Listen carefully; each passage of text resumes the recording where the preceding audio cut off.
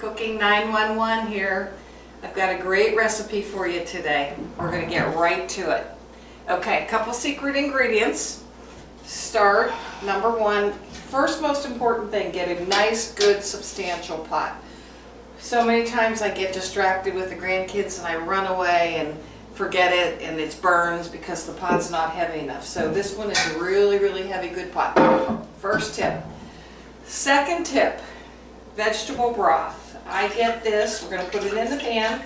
I get this at the East End Co-op.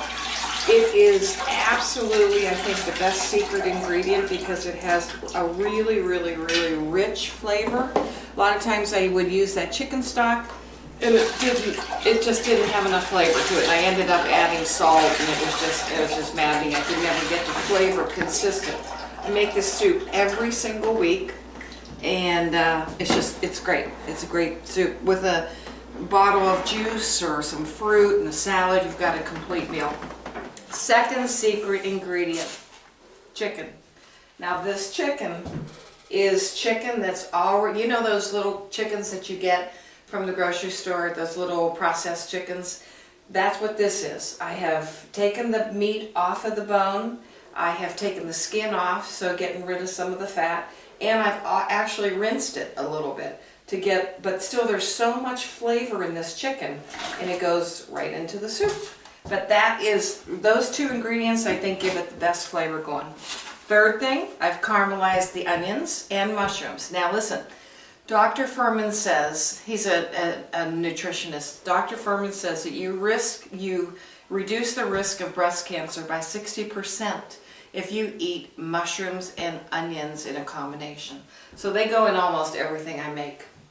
Put that in, mushroom and onions caramelized with a little juice, gives it a little extra flavor because of the caramelization. Then we get to the good stuff, the pretty stuff.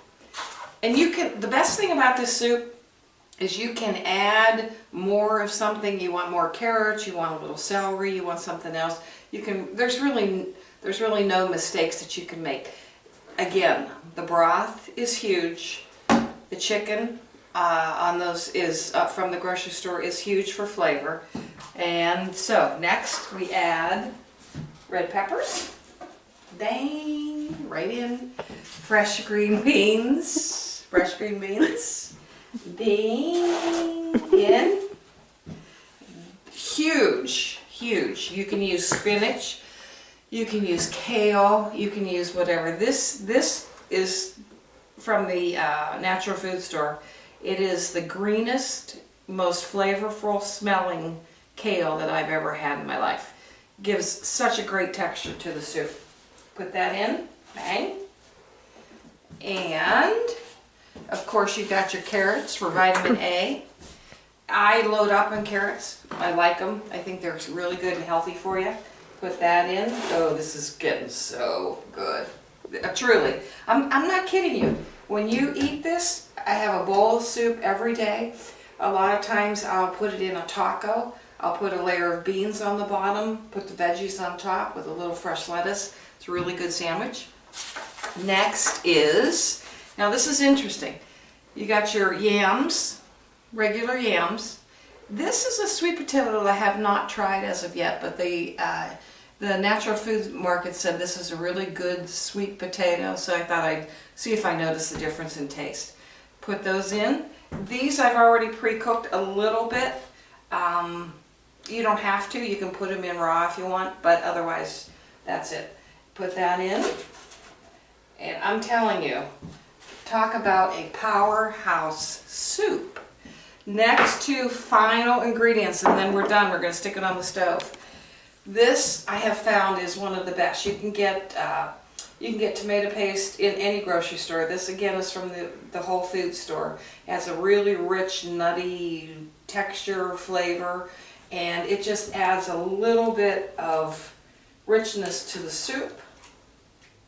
So good. And I'm telling you, I don't know how honestly, I don't know how I came across this soup, but I knew that I wanted to eat something every day that was healthy and would fight off colds and flus, since I have my grandchildren and I get every cold that they have. So I stick that in, and this actually has worked. So it's a Powerhouse thing. Last but not least, you can use this if you want. Weirdly enough, I find that a little pat of butter goes a long way. It gives it like a rich flavor, kind of pulls everything together. And that is it, guys.